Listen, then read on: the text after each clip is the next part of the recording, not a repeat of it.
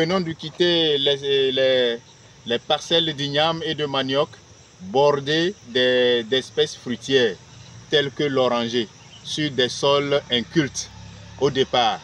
Donc ça veut dire que nous continuons nos activités aussi avec des espèces forestières qui sont des légumineuses et qui apportent de la fertilité au sol. Si vous voyez cet arbre, et ça c'est le Senna siamea. Donc le Senna siamea est une plante légumineuse. Vous voyez, donc elle a fait, on a pris ici, on en a fait un couloir. Et donc vous pouvez l'élaguer et apporter les feuilles vertes sur la parcelle, enlever le bois pour l'énergie à la maison, ça fait de l'autonomie, ou vendre ce bois-là et en même temps fertiliser votre sol. Et quand vous voyez, vous pouvez faire les cultures en couloir utiles avec ces espèces-là. Il y a aussi le leçonnant que vous voyez ici. Vous voyez donc, c'est les feuilles sont petites. Donc ce leçonnant-là, ça permet en même temps de fertiliser le sol et aussi c'est un bon fourrage pour les animaux. Si vous faites de l'élevage de volailles, vous faites l'élevage d'ovins caprins, vous pouvez l'utiliser dans la provende. Vous voyez, donc ces feuilles vraiment sont à fort taux de xanthophile, ça permet de renforcer le jaune de l'œuf. Donc nous mettons ça dans le fourrage.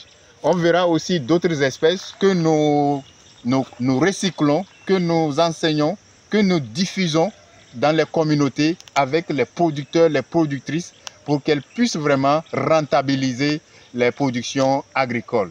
Nous allons de ce coup donc aller sur les plantes aussi engrais verts, notamment le mukuna. Nous allons parler du mukuna à la suite de cette culture en couloir.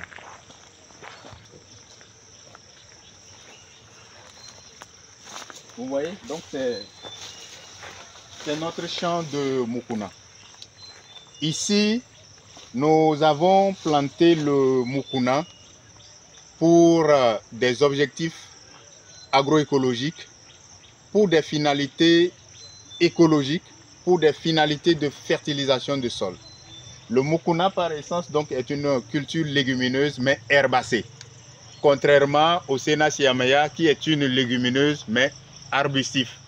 Donc vous allez voir que le mukuna a peuplé, tout a couvert. Vous voyez, c'est le mukuna qui est en train de monter comme ça. Il est en train de monter.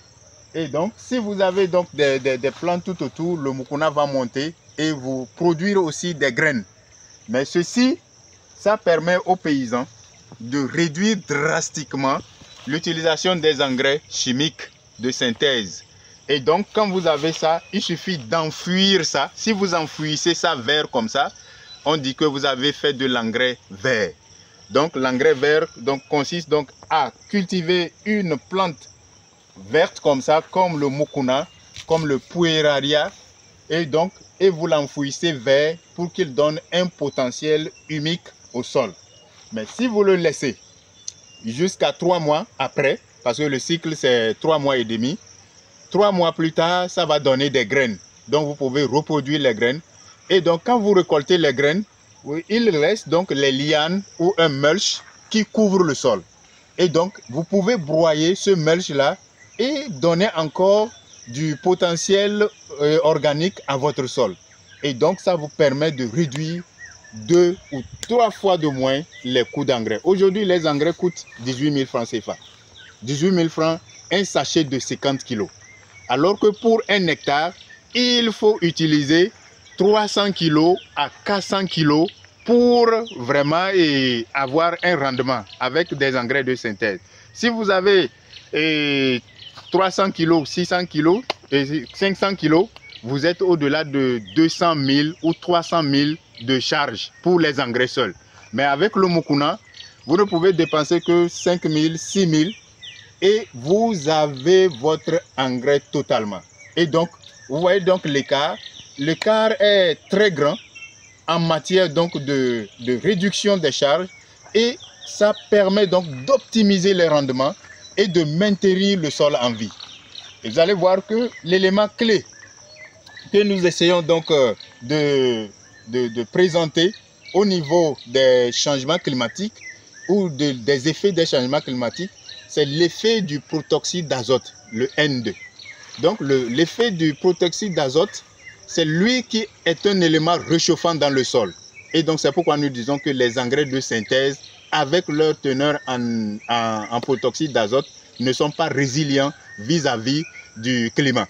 Mais avec le mukuna, ça permet donc de réduire l'effet du protoxyde d'azote.